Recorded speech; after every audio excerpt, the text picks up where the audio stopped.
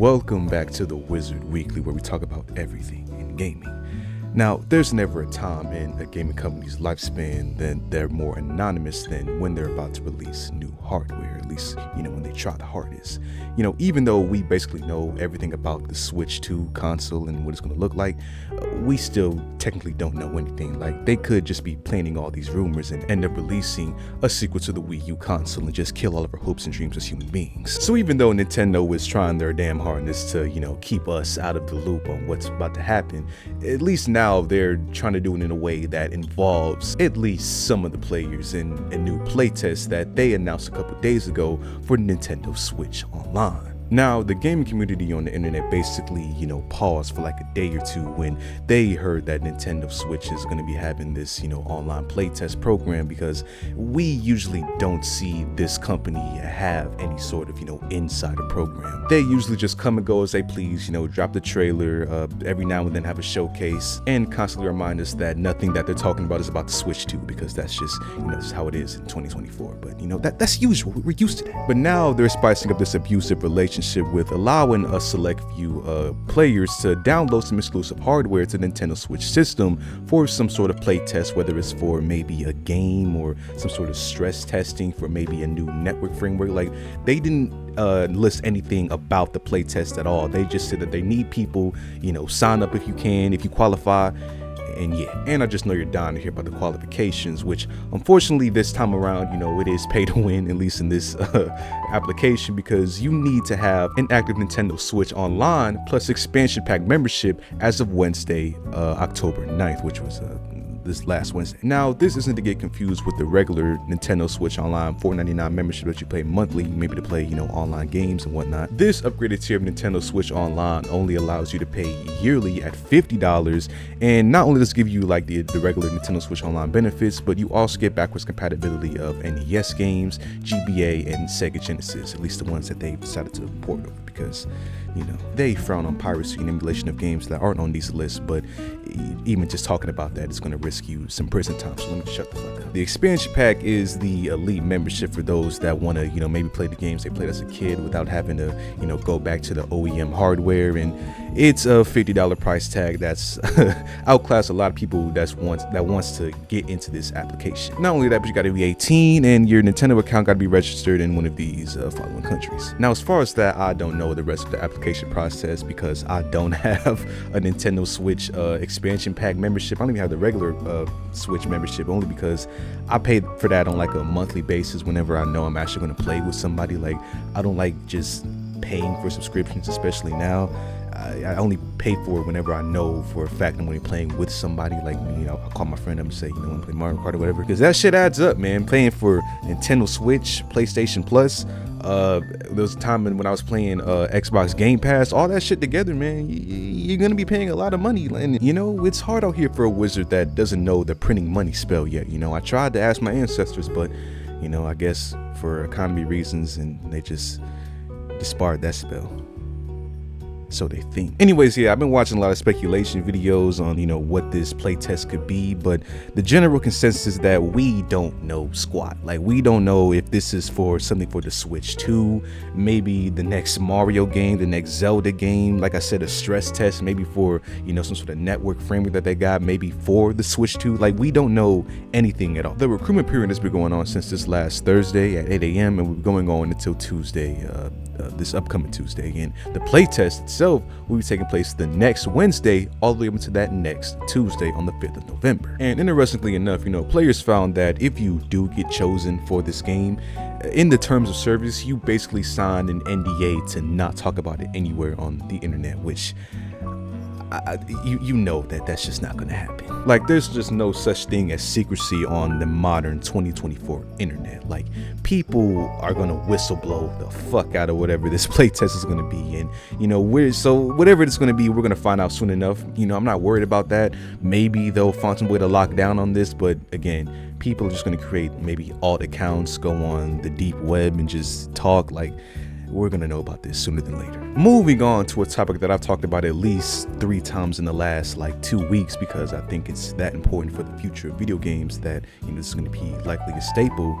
Steam has now added this, you know, disclaimer when you buy a game on the platform that what you're buying is in fact a license that can be revoked at any time, instead of, you know, you thinking that you own the game without reading the terms of service. Now, if you're new to this whole discussion, you know, basically that whole license thing isn't new. It's been a staple in gaming for years, decades, and it was really brought to the mainstream attention back in April of this year when a community of gamers got mad at Ubisoft's The Crew for shutting down years after its release, and they had basically no access to that game whatsoever since it was live service. And like I said before, if a developer decides to revoke that license, you no longer have access to the game in most cases. And therefore the Stop Killing Games Act was born, and basically this was an initiative that garnered a lot of signatures in the EU, hoping to create a rule that stopped all games, you know, in the EU region from ever being taken offline after, you know, a game's basic end of support. Like,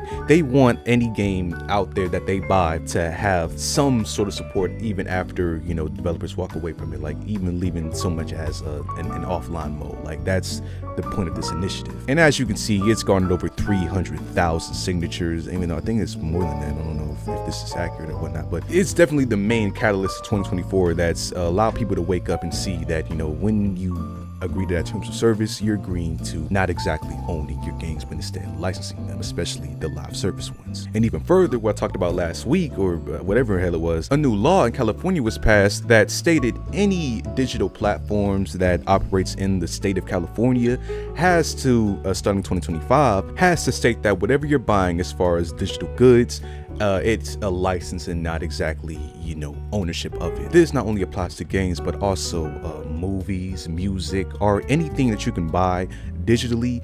In California, starting 2025, the creator or seller has to tell you that what you're buying is instead a license that can be revoked at any time in explicit language. So for the past few months, it's been like a domino effect of just people, you know, waking up to not only this staple in gaming, but also legislators now even going so far as to create some sort of literacy in what you're buying. And, you know, like I said, when I talked about the California law in that video, the last thing I said was, I wonder how gaming companies are gonna, you know, take this new news and, you know, how they're gonna operate and shift their business going forward. And, you know, we finally got our answer, because now Valve Steam is showing up this little message whenever you try to buy a game, which I can actually show you guys real quick. So let's say I just wanted to buy Metaphor 𝐕𝐹antasio since it just came out, even though I don't got the money for that, you know, I'm broke as a joke right now. As you can see, once you go to the cart, it shows you this little message that says a purchase of a digital product grants license for the product on Steam. If the developer or Steam decides to take the game off the platform, it's not much you can really do about that. I mean, you'll probably be able to still play it because